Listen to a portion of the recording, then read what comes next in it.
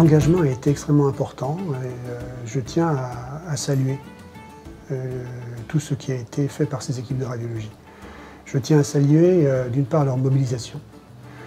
À titre d'exemple, on peut rappeler que les internes ont été au premier plan, ils étaient extrêmement solidaires des autres équipes soignantes.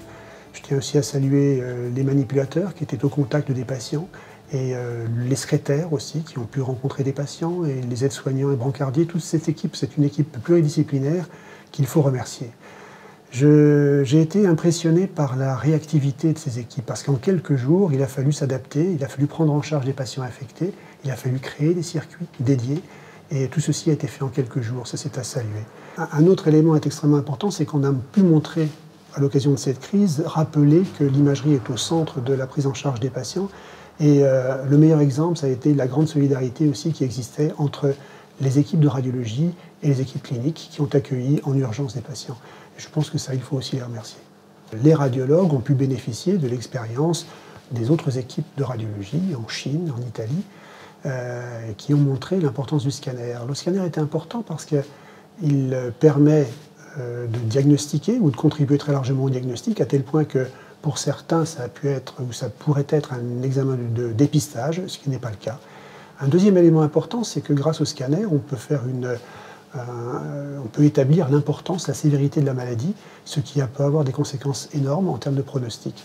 Donc, outil diagnostic, outil d'évaluation de la sévérité et très probablement outil d'évaluation du pronostic, ça place le scanner en position numéro 1. Il ne faut pas négliger pour autant les autres modalités. Je rappelle que cette crise que l'on rencontre est une épidémie mondiale, que des pays n'auront peut-être pas les facilités d'accès à l'imagerie de très haute qualité qu'ont certains autres pays. Et d'autre part, il y a une imagerie à faire au lit du malade, auprès du patient. Donc la radiographie a pu être utile et l'échographie est évaluée. Je ne pense pas que ça puisse remplacer le scanner, mais ça pourrait être utile probablement dans certaines situations cliniques. Cette crise a pu montrer aussi, et ça c'est un élément négatif, qu'en France, nous souffrons d'un problème de manque d'accès à l'imagerie. Nos appareils sont saturés dans des conditions normales et pour prendre en charge nos patients atteints d'infection, il a fallu, comme dans d'autres spécialités, arrêter la prise en charge d'autres pathologies. Ça, c'est un problème. L'autre problème, c'est qu'avec ce peu de scanners à la disposition de la population, eh bien, il a fallu créer des circuits qui étaient parfois compliqués, surtout dans les structures où il n'y avait qu'un seul scanner. Donc il y avait probablement là un risque de contamination puisque les circuits ne pouvaient pas être individualisés. Je tiens aussi à souligner le fait que dans certains pays, on s'est penché sur l'intérêt des scanners mobiles, des scanners qui pourraient être utilisés à l'échelle d'une région. Je crois qu'il serait extrêmement dommage et préjudiciable que la France soit en retard sur ce sujet aussi. D'autres pays d'Europe en ont pris conscience et ont fait l'acquisition des appareils de ce type. L'acquisition d'Agfa Healthcare, faite le 5 mai dernier par le groupe Dedalus, fait de ce dernier un acteur majeur dans l'offre RIS-PACS sur la scène européenne. Le savoir-faire commun a abouti à la mise en œuvre d'une solution, Deep Unity, dont la version française sera présentée aux Journées françaises de radiologie et qui présentera le meilleur des solutions existantes dans toutes les parties du groupe, c'est-à-dire un viewer zero footprint, qui est une technologie qui avait fait la réputation d'Agfa Healthcare, des solutions d'intelligence artificielle développées par Dedalus, une VNA qui sera dotée d'une architecture moderne qui diminue considérablement les coûts d'infrastructure et d'hébergement, et enfin une intégration étroite avec une solution de RIS adaptée, full web et adaptée au secteur libéral et au GIE hospitalier. Voilà ce que nous allons proposer avec Deep Unity.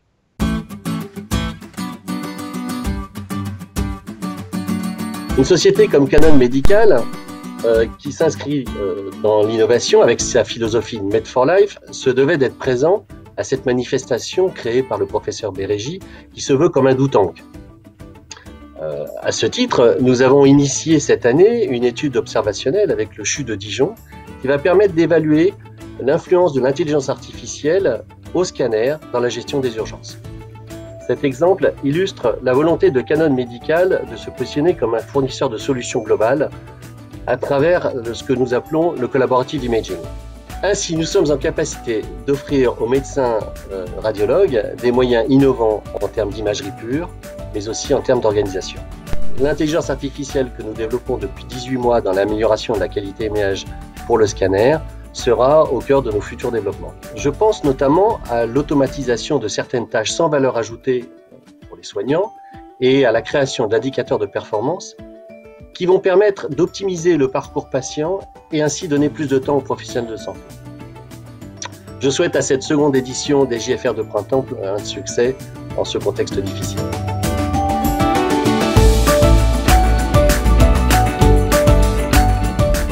À ces JFR de printemps depuis leur origine et nous sommes très fiers de pouvoir y participer via ces tables rondes, de pouvoir discuter avec nos interlocuteurs, que ce soit les radiologues, les autres industriels, des manipulateurs éventuellement, de l'avenir de la radiologie et comment nous allons construire cette radiologie de demain tous ensemble.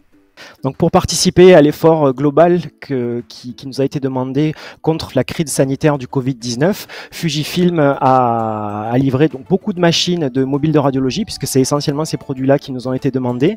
Et comme nous n'avons pas su faire face à la demande qui était vraiment très importante, nous avons décidé de mettre en place des solutions alternatives.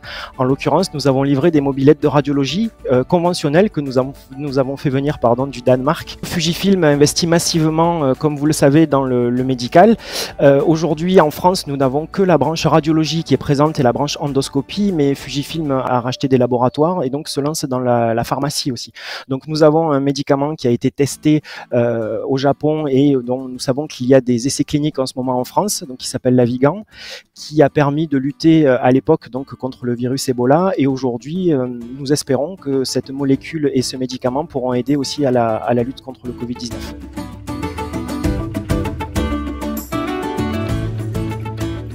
Très heureux de participer à cet événement qui est unique. C'est la réunion des deux composantes de l'écosystème de l'imagerie, de la radiologie en particulier, la composante médicale puis la composante industrielle. Et nous avons décidé il y a maintenant 1 an de construire un do tank, un lieu de rassemblement où on pourrait imaginer construire le chemin du futur entre à la fois un industriel et un partenaire médical dont l'objectif était, et on l'a vu l'année dernière, d'avoir des discussions ouvertes, variées, sur des thèmes du moment qui puissent nous unir vers une progression commune. Par exemple, la création de l'Observatoire de l'imagerie qui sera l'agrégation de données pour déterminer la place de l'imagerie dans un parcours de patient en particulier.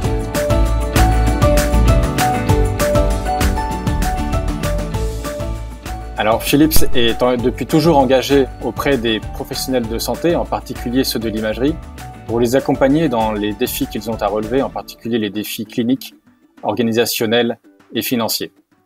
Voilà. En tant que leader de diagnostic de précision, nous mettons tout en œuvre pour apporter des solutions innovantes à nos clients, par exemple l'imagerie spectrale, l'intelligence artificielle ou encore l'IRM sans hélium et les séquences accélérées.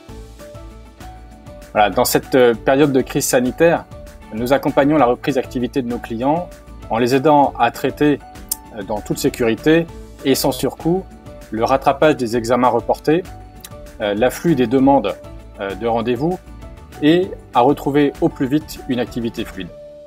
Les JFR de printemps, c'est l'occasion de voir les radiologues réfléchir et de discuter avec eux sur l'ensemble des problématiques qui structurent l'organisation de l'imagerie, la prise en charge des patients, et pour nous, industriels, de comprendre comment accompagner au mieux les radiologues français, hospitaliers et libéraux, dans ces défis auxquels ils ont à faire face.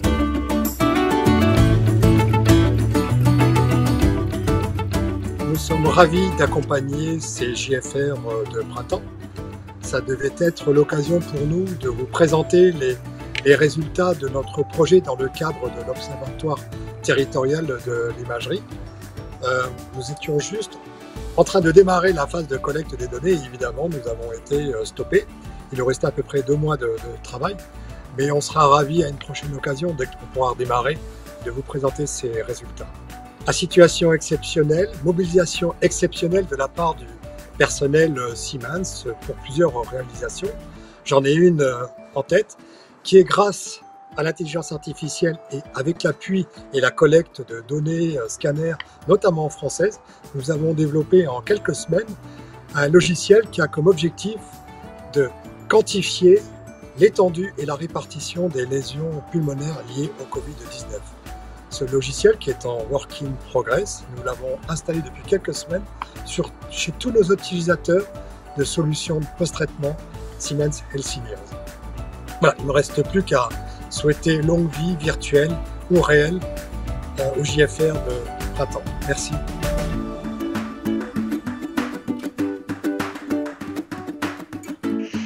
NES Digital est une société 100% française, voulue par un actionnaire qui est la Mutuelle nationale des hospitaliers. NES Digital a fédéré plusieurs entreprises pionnières dans le domaine de l'imagerie médicale et de la radiologie. Avec un peu plus de 300 collaborateurs et un chiffre d'affaires de 40 millions d'euros, il nous semblait absolument nécessaire de participer à des événements comme les Journées françaises de radiologie de printemps. Nous avons continué en 2020 à porter les innovations nécessaires pour l'accompagnement de nos clients en imagerie.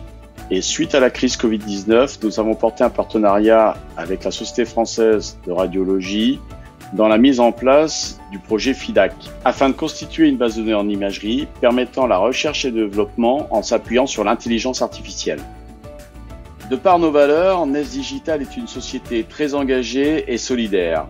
Nous souhaitons co-construire afin d'apporter de l'innovation et de la R&D aux radiologues qui sont partie prenante des défis que nous avons à relever en matière de transformation du système de santé.